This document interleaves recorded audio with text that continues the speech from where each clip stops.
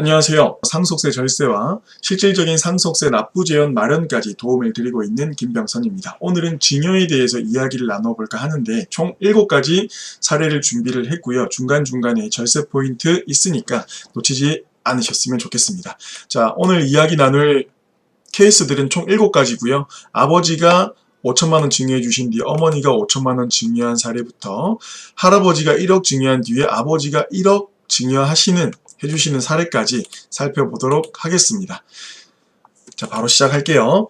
자, 증여세율표 먼저 보겠습니다. 증여세율은 상속세율과 같고요. 과세표준구간 10%에서 50% 구간에 해당이 되고 각 과세표준 구간별로 누진공제액 적용해주고 있습니다. 증여재산 공제는 배우자 공제 6억, 그리고 직계존속 5천만원, 직계비속 5천만원, 기타 친족 1,000만원 해당되고 있는데 여기에 직계존속이 굉장히 중요한데 직계존속에는 부모님이 당연히 해당이 되고요. 할아버지, 할머니, 외할머니, 외할아버지도 포함이 됩니다. 시어머니, 시아버지, 장인어른, 장모님은 기타 친족에 포함된다는 점 잊지 않으셨으면 좋겠습니다. 첫 번째 케이스입니다. 10년 이내 아버지가 5천만원 증여해 주신 뒤 엄마가 5천만원 증여해 주셨어요. 어머니가. 아버지가 5천만원 증여해 주셨을 때 직계 존속이 주신 거니까 5천만원 공제가 됩니다. 그쵸? 그러면 낼 세금은 없죠. 그 이후에 어머님이 주셨을 때 이 아버지와 어머니는 동일인으로 봅니다. 그래서 동일인이 10년 이내에 5천만원을 또 줬기 때문에 합산되는 거죠. 그래서 1억이 되는 거고요. 증여공제는 한 번 직계 존속이 받았기 때문에 5천만원, 그 이후에 받을 거는 없는 거죠. 그래서 우리 합산 1억 원에 5천만원 처음에 받은 거를 빼주면 과표구간은 5천만원에 해당이 되고요. 10% 세율이 돼서 500만원의 세금을 납부하면 됩니다. 이 관련된 법령이 상증세법 제53조에 나와 있어요. 여기에 직계존속이라고 하면 수중자의 직계존속과 혼인한 사람, 사실혼은 제외한다고 되어 있고요. 그 사람이 전부 다 5천만원의 비과세 증여를 할 수 있다고 되어 있고요. 47조에 보면 여기에 10년 이내 동일인에 대한 내용이 나와 있는데 증여자가 직계존속인 경우에 그 직계존속의 배우자를 포함한다. 쉽게 말하면 아버지가 증여를 해줬는데 어머니도 동일인이라는 내용이죠. 그래서 우리 사례 1번과 같이 아버지가 증여해주고 이후에 어머니가 증여해줬을 때 합산해서 세금을 계산을 해야 된다는 겁니다. 그쵸? 두 번째 케이스 볼게요. 할아버지, 할머니네요. 직계존속이죠. 5천만원만 공제가 되고요. 10년에. 그리고 두 분은 동일인입니다. 방금 살펴봤죠. 그래서 처음에 5천만원 주셨을 때는 세금이 없고요. 두 번째 5천만원 주셨을 때는 1억 원으로 우리 여기는 계속 다시 없다고 생각해야 돼요. 동일인이기 때문에. 그래서 합산해서 1억 원으로 해서 5천만원 공제돼서 5천만원 과표구간에 해당이 돼서 500만원의 세율이 나오는데 산출세액이 여기에 30%를 더 곱했네요. 이거는 뭐냐면 세대를 생략한 증여에 대해서 할증을 하겠다는 거예요. 쉽게 말하면 할아버지 할머니가 손자녀에게 증여를 해주면 세대를 생략해서 그러면 30%를 할증해버리는 겁니다. 만약에 그 수중자녀가 미성년자면서 증여재산 받은 게 20억을 초과한다면 40%의 할증이 되고 이런 경우는 많이 없기 때문에 우리가 30%라고 기억하셔도 괜찮을 것 같아요. 그래서 산출된 세액 500만원에 30%를 할증한 650만원이 산출세액이 되겠습니다. 그쵸? 자, 세 번째 케이스 한번 볼게요. 직계존속으로부터 똑같이 받은 건 마찬가지예요. 근데 부부관계가 아니죠? 그럴 경우에는 합산이 아니라 각각 보는 겁니다.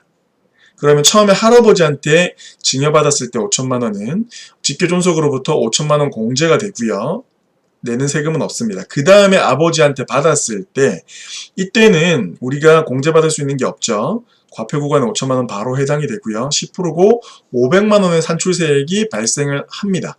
자, 근데 여기에서 케이스 4와 비교해 볼게요. 케이스 3에서는 할아버지가 먼저 주셨고 아버지가 늦게 주셨습니다. 근데 반대로 아버지가 먼저 주셨을 때 아버지가 5천을 먼저 주셨을 때 내는 세금은 당연히 없겠죠.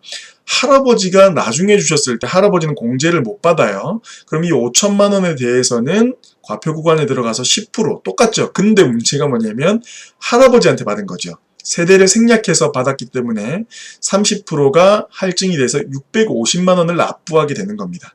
누가 먼저 줘야 될지 잘 아시겠죠? 자, 근데 요건 되게 재밌어요. 장인어른 장모님한테 받았을 때 이거는 제가 아까 말씀드렸지만 시아버지 시어머니나 장인어른 장모님은 직계 존속이 아니라 기타 친족에 들어가서 증여재산 공제가 1000만 원까지만 된다는 점도 있고요. 또 재밌는 게 뭐냐면 이 두 분은 각각 계산합니다. 합산하지 않아요. 직계 존속이 아니기 때문에 그래요. 그러면 처음에 장인어른이 5천 주셨을 때 1000만 원 공제돼서 4천만 원에 대해서 10% 400만 원을 내고요. 장모님이 5천 주셨을 때는 500만 원 합계 900을 내게 되는 거죠. 근데 여기에서 또 재밌는 게 있어요. 자, 장인어른이 6억을 주셨고요. 장모님이 6억을 주셨는데 이거를 만약에 와이프가 직접 받았어요. 와이프는 딸이잖아요. 친딸. 그러면 부모님으로 들어가죠. 그쵸. 그러면 이 두 분은 배우자 관계이기 때문에 합산돼 버리죠. 12억이에요. 자, 그러면 5천만 원의 증여 공제가 되고요.